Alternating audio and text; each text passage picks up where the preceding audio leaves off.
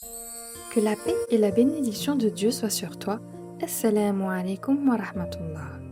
Au premier rayon de soleil, tout au long du mois de Ramadan, éveillons nos cœurs à travers une sagesse.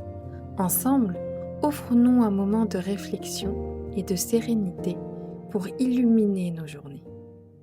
Le Ramadan ne transforme pas seulement notre rapport à la faim, il réveille quelque chose de plus profond, la conscience.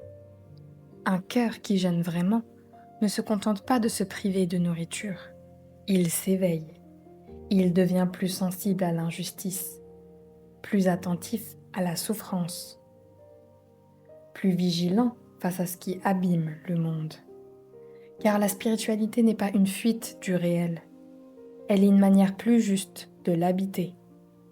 Lorsque l'âme se rapproche de Dieu, elle ne devient pas indifférente au monde. Au contraire, elle devient plus responsable. Le prophète, paix et bénédiction sur lui, nous a rappelé une vérité simple. Celui qui voit une injustice, qu'il la change par sa main. S'il ne le peut pas, par sa parole. Et s'il ne le peut pas, par son cœur. La foi n'est donc pas seulement une relation intime avec Dieu, elle est aussi une vigilance envers le monde. Durant ce mois de Ramadan, cette conscience devrait s'éveiller plus que jamais. Car jeûner nous apprend une chose essentielle.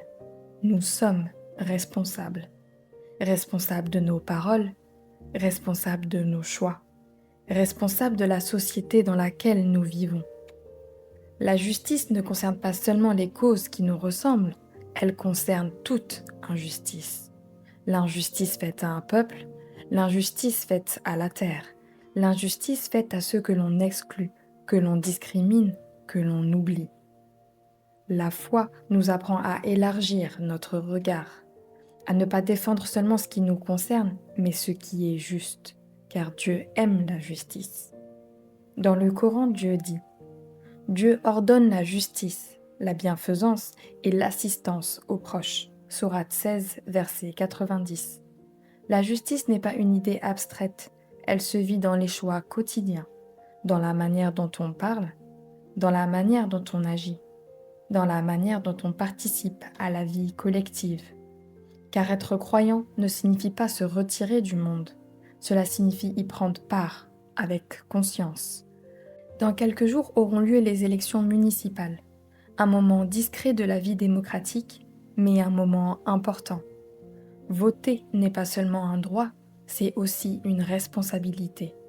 Prendre le temps de lire les programmes, comprendre les enjeux, s'intéresser à la manière dont nos villes sont gouvernées.